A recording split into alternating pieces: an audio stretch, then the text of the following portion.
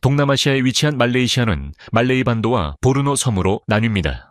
말레이시아의 대부분 사람들은 이슬람교를 믿고 있으며 따라서 이슬람 법이 적용됩니다. 말레이시아의 이슬람 법에 따르면 남성은 최대 4명의 아내를 둘 수 있지만 이것에는 중요한 조건이 있습니다. 남성은 각 아내를 재정적으로나 감정적으로 공평하게 대할 수 있음을 입증해야 합니다. 이 법은 이슬람 교도에게만 적용되며 사실 말레이시아 내 이슬람 교인들 사이에서도 여러 아내를 두는 것은 매우 드문 일입니다. 대부분의 사람들은 전 세계 어디서나 그렇듯이 단일 배우자를 선택합니다. 말레이시아의 야경은 매우 다양합니다. 쿠알라룸푸르의 고급 클럽부터 밤이 되면 활기를 띠는 전통적인 야시장이 그 예입니다. 말레이시아 여성들은 아시아에서 가장 아름다운 여성들 중 하나로 널리 여겨지며 이 나라의 오락 산업에서도 이를 반영하는 모습이 놀라울 정도입니다. 이슬람 법이 사회적, 법적 정책에 영향을 미치긴 하지만 일부 유형의 오락이 처벌을 받을 수 있는 범죄로 간주되기도 합니다. 그럼에도 불구하고 실제로 관광지나 일부 지역, 특히 보르노에서 더 느슨한 분위기를 찾을 수 있습니다. 알코올 판매는 각 주마다 규제가 매우 다릅니다. 보수적인 지역에서는 엄격한 제한이 있지만 관광지나 국제적인 호텔에서는 더 유연한 규칙이 적용됩니다. 한 지역에서 다른 지역으로 걸어가면 같은 활동에 대해 전혀 다른 규칙을 발견할 수 있습니다. 말레이시아에서 살려면 외국인에게는 전혀 이해할 수 없을 수도 있는 사회적 규칙을 따라야 하며 이를 어길 경우 심각한 법적 결과가 있을 수 있습니다. 이제 이 규칙을 여러분에게 알려드리겠습니다. 그런데 첫 만남이라면 구독 버튼을 눌러주시고 알림벨도 켜주세요. 간단한 애정 표현부터 시작해 보겠습니다. 대부분의 나라에서는 볼에 키스하는 것이 일반적이지만 말레이시아에서는 공개적인 장소에서 키스를 하면 법정에 서게 될 수도 있습니다. 공개적인 애정 표현은 단순히 눈살을 찌푸리는 일이 아니라 법적으로 문제를 일으킬 수 있습니다. 그리고 머리 만지기 금지 규칙이 있습니다. 말레이시아 사람들은 다른 사람의 머리, 특히 어린이의 머리를 만지는 것이 그들의 지능을 떨어뜨리고 공부에 방해가 된다고 믿습니다. 머리는 몸에서 가장 신성한 부분으로 간주되므로 다른 사람의 머리를 만지거나 그 위로 물건을 넘기는 일은 절대 해서는 안 됩니다. 말레이시아 여성을 만났을 때 손을 먼저 내미는 일은 피해야 합니다. 말레이시아 여성의 어깨나 머리를 만지는 것만으로도 불쾌하게 여겨지며 여성은 이를 성희롱으로 고소할 수 있습니다. 전통적인 말레이시아 사회에서 여성의 지위는 복잡한 사회적 동역학을 만들어내며 외국인들은 이를 자주 오해합니다. 또한 많은 방문객들이 놀라게 되는 점은 손가락으로 물건이나 사람을 가리키지 않는 것입니다. 현지인들은 이것을 깊은 불경으로 간주합니다.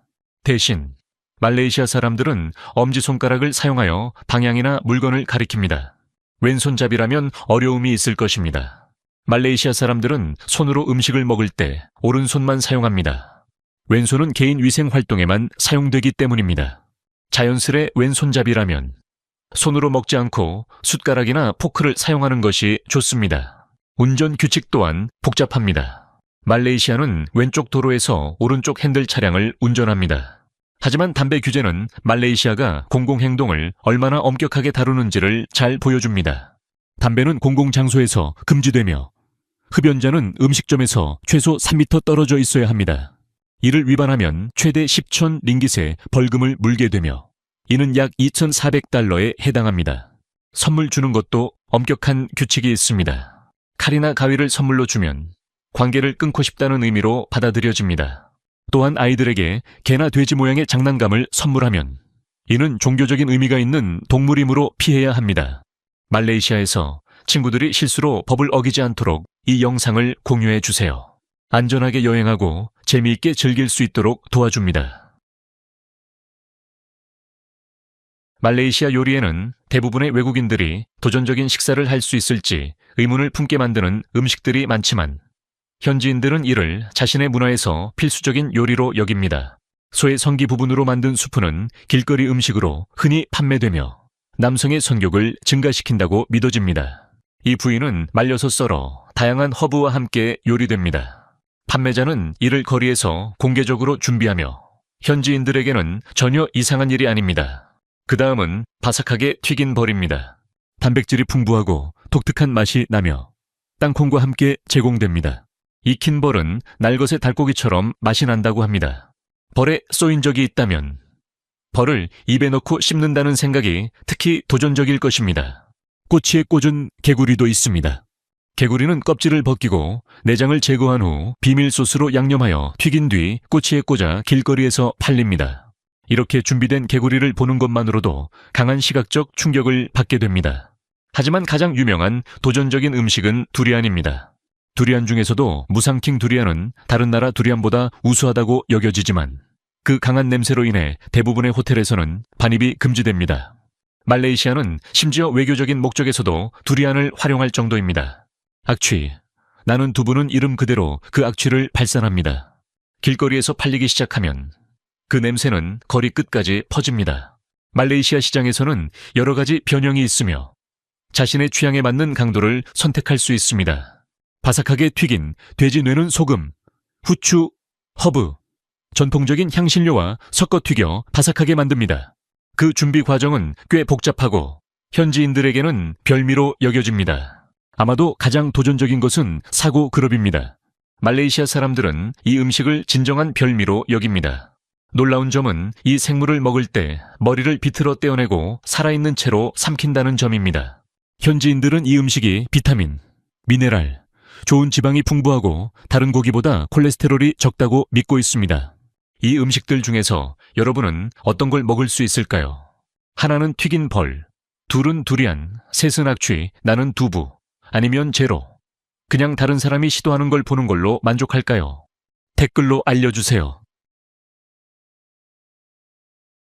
라마단 동안 남은 음식이 쌓이면 쿠알라룸푸르의 88층 페트로나스 트윈타워 높이만큼 쌓일 수 있습니다.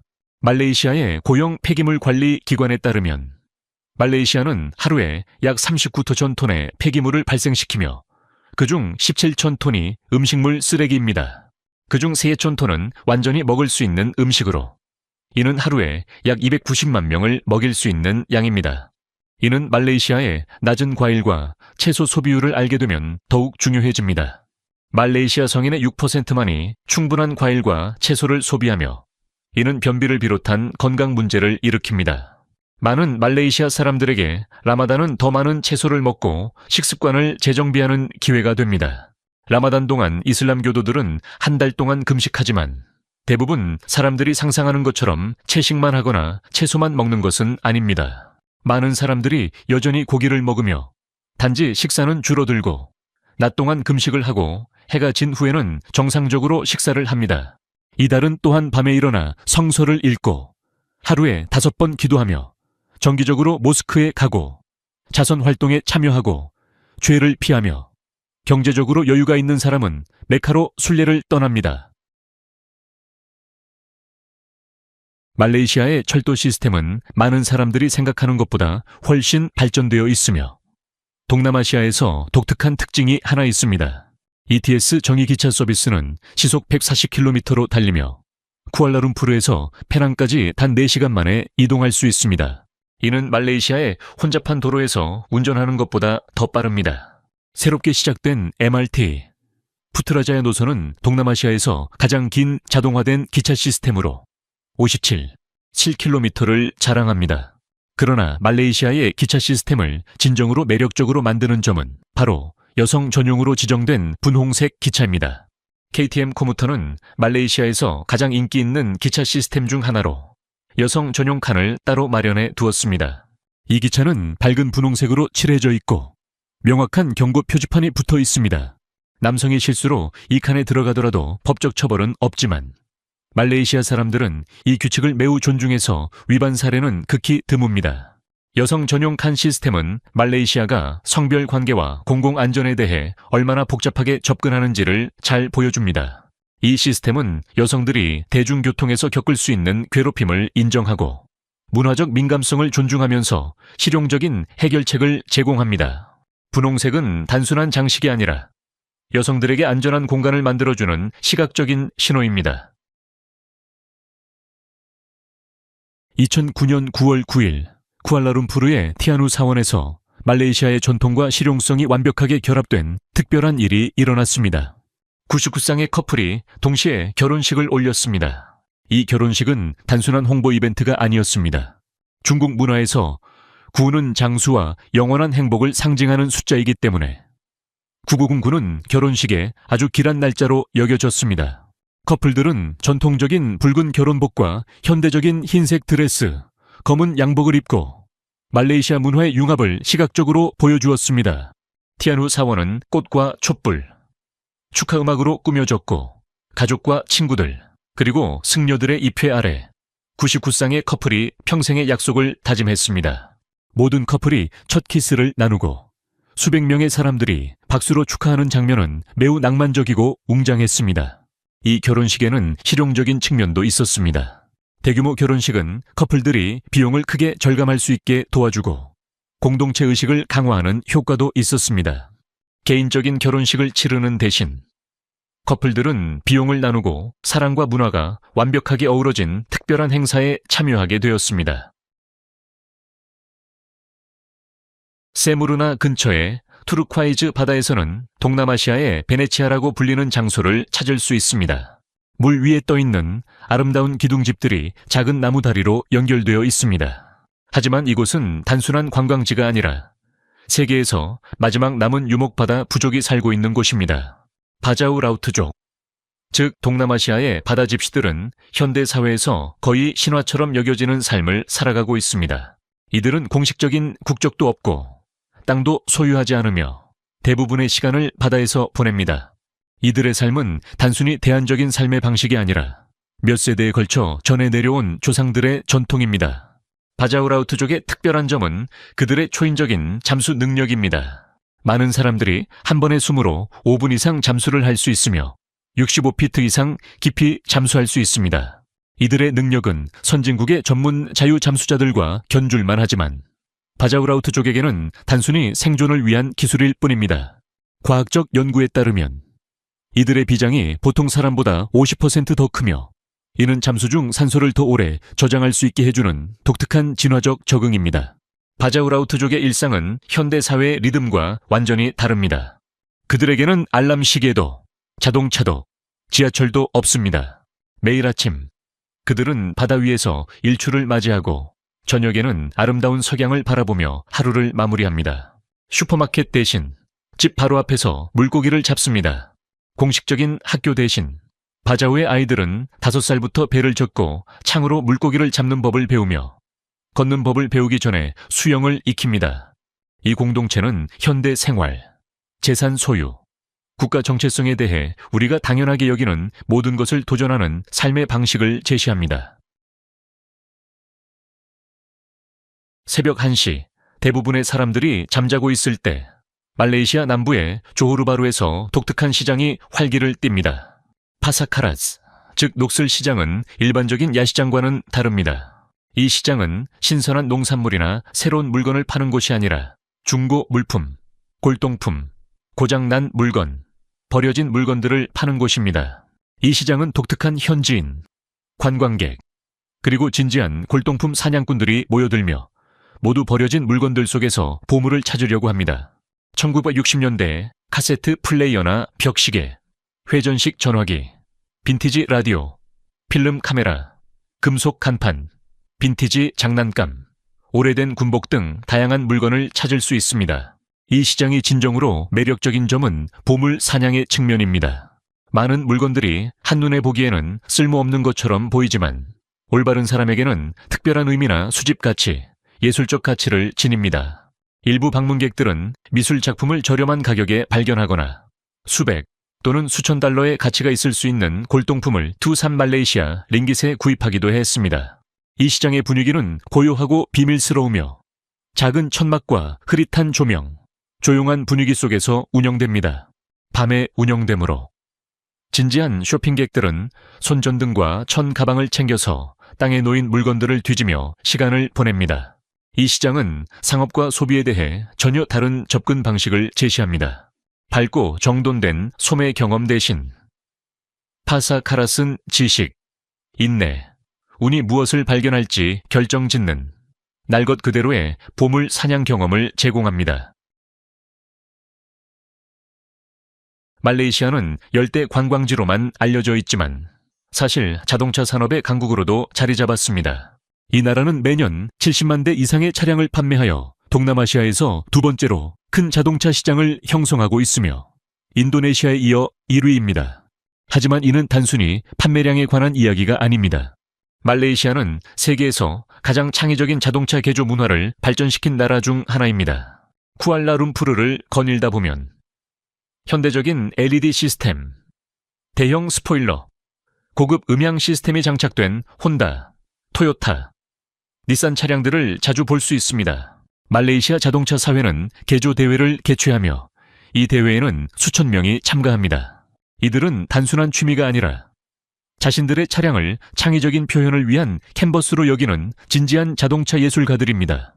대부분의 외국인들에게 충격적인 점은 말레이시아에서 중고차 가격이 미국이나 유럽보다 훨씬 더 비싸다는 것입니다. 2015년형 토요타 캠리는 말레이시아에서 25,000달러까지 할 수 있지만 같은 차가 미국에서는 15,000달러에 판매됩니다. 이는 높은 수입세 때문입니다. 이러한 높은 가격 덕분에 말레이시아 사람들은 1990년대 모델인 프로톤 위라와 같은 오래된 모델을 계속 사용합니다. 이 차는 말레이시아에서 길거리 아이콘이 되었고 많은 사람들이 이 차량을 과감하게 개조하고 정성스럽게 유지합니다. 그럼에도 불구하고 말레이시아는 동남아시아에서 페라리가 가장 많은 나라입니다. 페라리 오너스 클럽. 말레이시아는 대규모 슈퍼카 이벤트를 자주 개최하며 2024년 5월에는 251대의 페라리가 한자리에 모여 말레이시아에서 가장 많은 페라리가 동시에 모인 기록을 세웠습니다.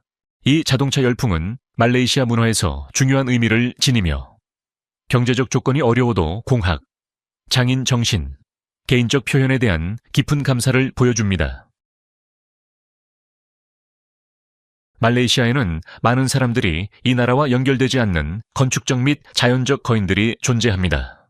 현재 쿠알라룸푸르에서 건설 중인 에머데카 El18 빌딩은 높이 약 679m로 세계에서 두 번째로 높은 건물이 될 예정이며 118층을 자랑합니다. 이 프로젝트는 2016년에 시작되었고 10억 달러 이상의 투자가 이루어졌습니다. 하지만 말레이시아는 이미 많은 사람들이 위치를 몰라도 인식하는 유명한 타워들을 보유하고 있습니다. 각각 88층에 높이 452m에 달하는 페트로나스 트윈 타워는 쿠알라룸푸르의 스카이라인을 정의하는 건축의 경이로움입니다.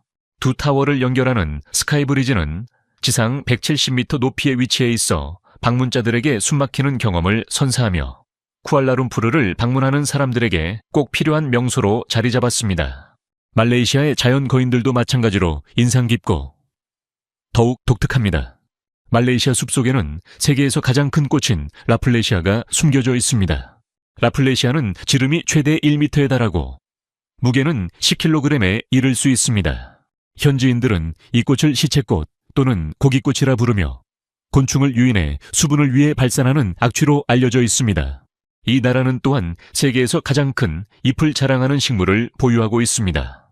보르너 섬에서 자주 볼 수 있는 알로카시아 마크로리자 대형, 코끼리 귀는 길이가 3m, 너비는 2m까지 자라며 거대한 잎은 열대우림에서 자연의 우산처럼 사용됩니다.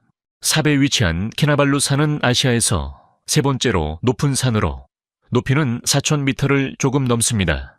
그 인상적인 높이에도 불구하고 다른 주요 산들과 비교하여 상대적으로 덜 탐험된 곳입니다. 키나발루 산은 유네스코 세계문화유산으로 등록되어 있으며 히말라야와 뉴기니 사이에서 가장 높은 산으로 묘사됩니다. 이 건축적, 자연적 거인들은 말레이시아의 야망과 자연의 불을 놀라운 방식으로 보여주며 이 나라를 해변과 열대 관광지로만 생각하는 사람들에게는 놀라운 발견을 제공합니다. 말레이시아의 마지막 충격적인 현실은 아마도 가장 복잡한 부분일 것입니다. 이 나라는 여러 문명이 공존하는 곳으로 일상적인 모순과 놀라운 조화가 만들어집니다. 세 가지 주요 민족 그룹의 공식적인 인정은 그저 일부에 불과합니다. 말레이인들은 주로 이슬람을 믿고 헌법에 의해 보호받으며 가장 큰 그룹을 차지합니다. 중국계 말레이시아인들은 대개 불교, 도교 또는 기독교를 믿으며 완전히 다른 문화 전통을 가져옵니다.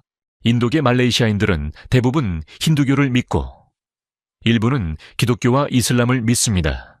이들은 말레이시아 사회에 또 다른 복잡함을 추가합니다. 하지만 진정한 다양성은 훨씬 더 깊습니다. 오랑아슬리는 말레이시아 반도의 원주민들로 보르노 섬의 다약족과 카다잔 두순족은 수십 개의 방언을 사용하며 그들의 전통은 어떤 가이드북에도 나오지 않는 고유한 것들입니다. 이들은 고대 전통을 지키며 현대 말레이시아 사회를 살아가고 있습니다. 이슬람은 공식적인 종교로 말레이시아 인구의 약 63%가 이슬람을 믿습니다. 그러나 불교 사원은 석양에 빛나고 힌두교 축제는 도시 전체를 밝히며 식민지 시대부터 존재한 기독교 교회들이 여전히 서 있습니다. 각 공동체는 자신만의 축제 일정, 시기 제한, 사회적 관습을 유지합니다.